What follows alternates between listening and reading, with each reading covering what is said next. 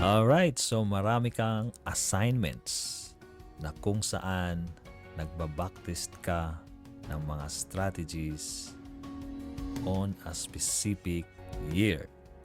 So, paano mo nga ba ito gagawin ng mabilis? Ikaw ba ay nag-scroll pabalik na ganyan? So, ganito lang gagawin mo. All you have to do is i-click mo lang itong sa baba. Yung date range. So, i-click mo lang ang go to. And then, i-type mo lang kung halimbawa 2016 nga ang kailangan mong year na kung saan doon ka testing. So, click OK.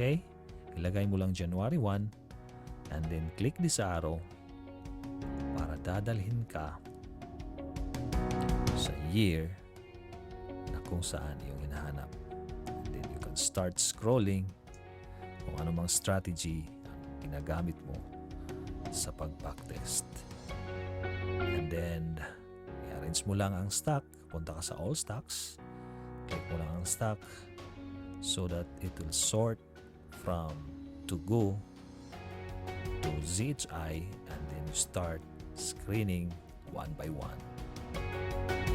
Each time na matapos mo ang bawat stock, pwede mo siyang i-refresh clicking this icon, and then punta ka ulit sa date range, and then naka-set up na kagad yan. Click the arrow again and it will lead you to the beginning of the particular year na kung saan doon ka mag-backtest.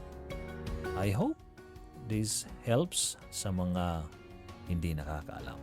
Maraming salamat po.